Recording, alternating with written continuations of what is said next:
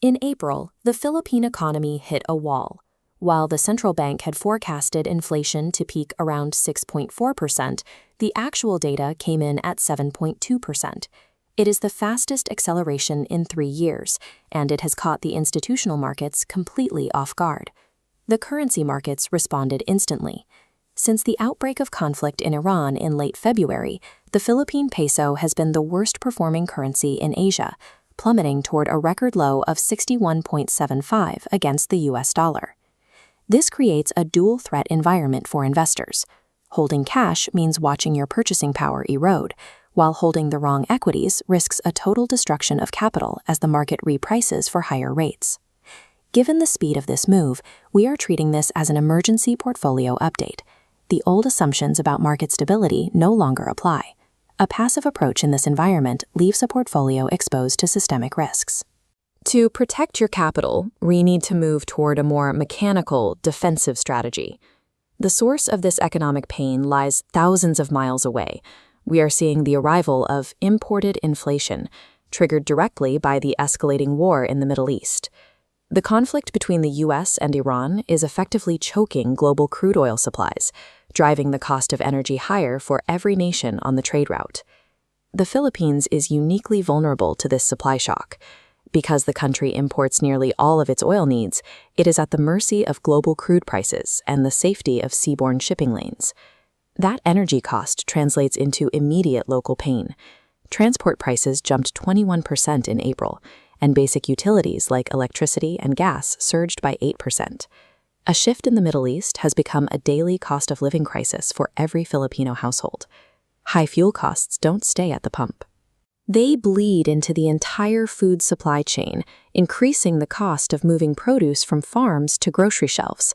This logistics pressure drove a 6% increase in food prices last month, with the most significant spikes appearing in critical staples like rice and fish.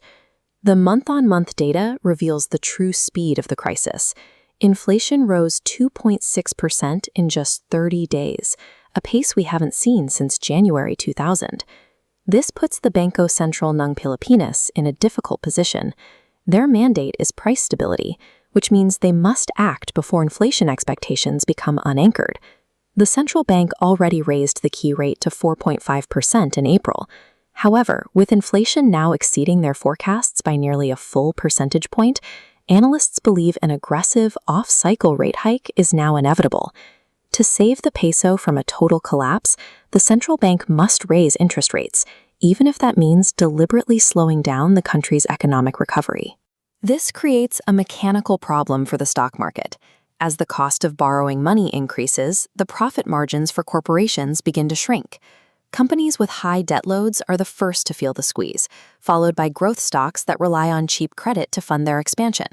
The current decline in growth-oriented shares on the Philippine Stock Exchange follows a clear historical pattern. It is the direct result of capital moving away from risk as interest rates climb. Surviving this cycle requires a shift in mindset. You have to put aside emotional reactions and adopt a strict, data-driven framework for every move you make.